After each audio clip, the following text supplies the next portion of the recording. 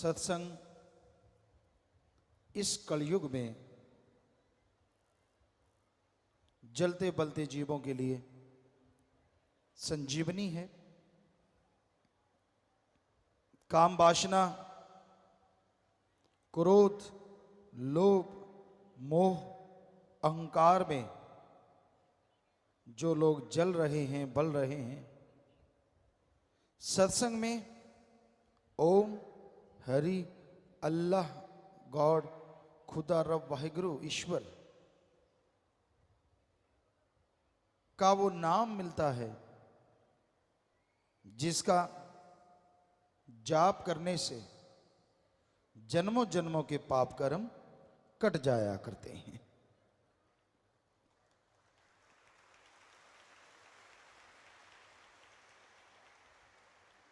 कौन नहीं चाहता कि वो बेगम हो? कौन नहीं चाहता कि वो निरोग हो? कौन नहीं चाहता कि उसका घर परिवार सुख शांति से, परमानंद से जीवन जिए? हर कोई चाहता है कि ऐसा हो, लेकिन परमानंद के लिए हर गम, दुख, दर्द, परेशानी की बीमारी के लिए एकमात्र उपाय, एकमात्र इलाज, एकमात्र टॉनिक अगर कोई है तो वो है मालिक का नाम। मालिक का नाम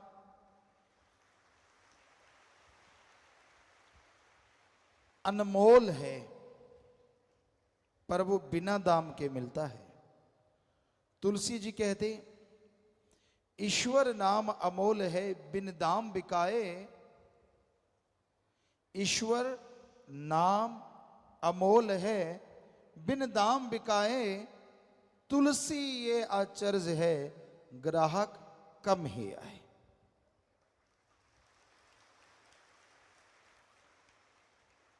ईश्वर का नाम अनमोल है, पर बिना दाम के वो मिलता है। तुलसी जी कहते, आश्चर्यजनक बात ये होगी कलयुग में कि भगवान का नाम अनमोल होते भी फकीर बिना दाम के देंगे, लेकिन लेने वाले ग्राहक कम नजर आएंगे। वैसे देखा जाए तो आज राम नाम के ग्राहक बहुत बढ़ रहे हैं,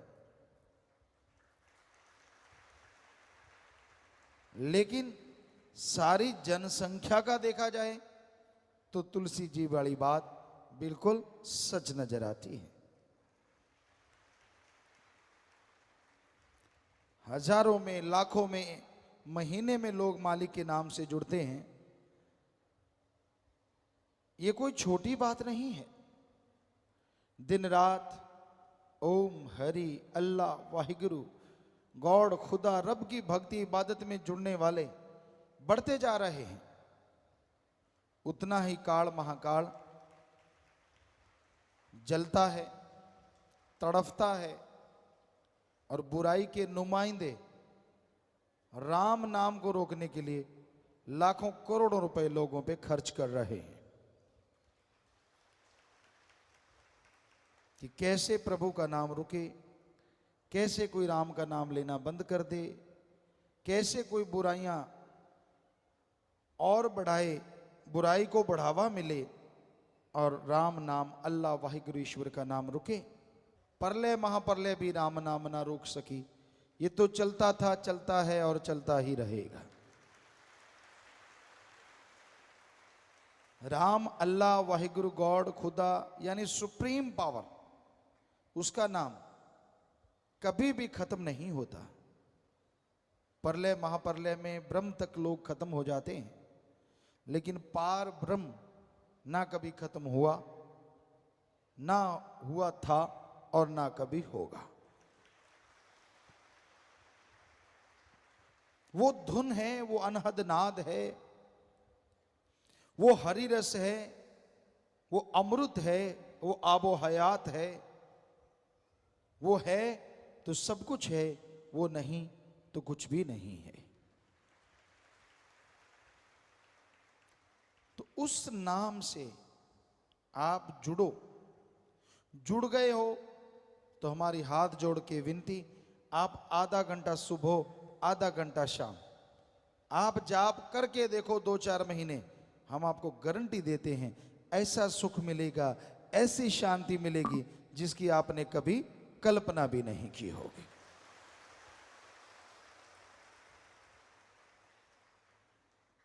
अब आप अगर जाप करते ही नहीं तो क्या किया जाए? बेपरवाह जी फरमाया करते, दिल करता है कि सब लोग जाप करें पर कोई करता नहीं, और ऐसा कुछ है नहीं जो घोल के पिला दें। राम नाम तो जपना पड़ेगा। जादू टोना मंत्र सब रिद्धि सिद्धि में अटक के रह जाते हैं, अटका देते हैं।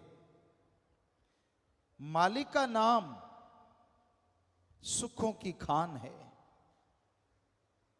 और उसका जाप करते हैं, करते हुए जो ओढ़ निभा जाते हैं, दोनों जहां में उनकी जय जयकार होती है और उनका नाम अमर हो जाता है।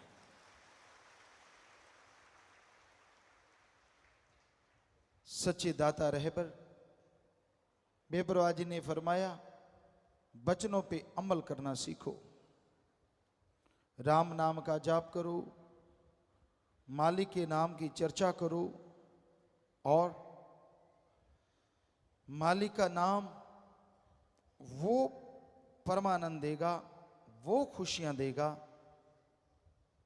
जो अनमोल हैं, किसी भी मोल कहीं से भी खरीदी नहीं जा सकती। तो राम का नाम खुशियां लेके आता है,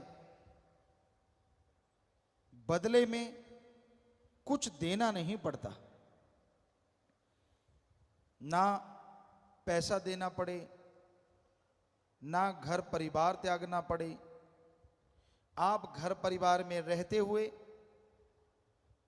मालिक का नाम ले सकते हैं और उसकी कृपा दृष्टि के काबिल बन सकते हैं।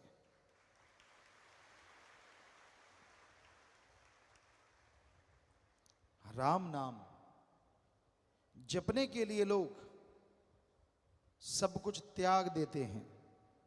इंसानियत की सेवा के लिए जो त्यागी तपस्वी यानी ब्रह्मचारी सतब्रह्मचारी बन जाते हैं, वो नसीबों वाले होते हैं।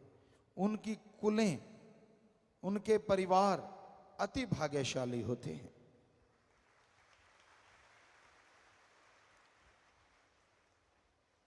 भीष्म पितामह हिस्ट्री में, इतिहास में बड़े योद्धा, शूरवीर, बहादुर हुए, और उनका नाम भीष्म क्यों पड़ा? क्योंकि उन्होंने अपने बाप के लिए अपना जीवन कुर्बान कर दिया। ये कसम खाई कि मैं जिंदगी भर शादी नहीं करवाऊंगा, ब्रह्मचर्य का पालन करूंगा, ताकि उसका बाप शादी करवा सके और उस शादी से जो बच्चा हो वो राज सिंहासन संभाल सके। उन्होंने ये कसम खाई, तो तब से उनका नाम पड़ा भीष्म पितामह। भीष्म भयंकर, हद से ज्यादा भयंकर प्रतिज्ञा उन्होंने तो अपने बाप के लिए की।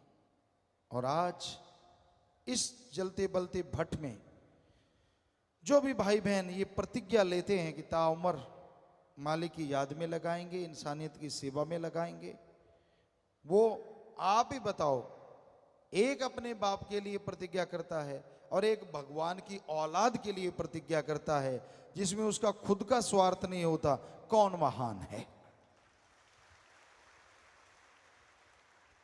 बेपरवाह जी ने फरमाया, सच्चे सौदे की फकीरी दा मुकाम बड़ा ऊंचा, यहां मिट्टी होके रहना पड़ता, शान का क्या काम। बस इतनी सी बात है, दीनता।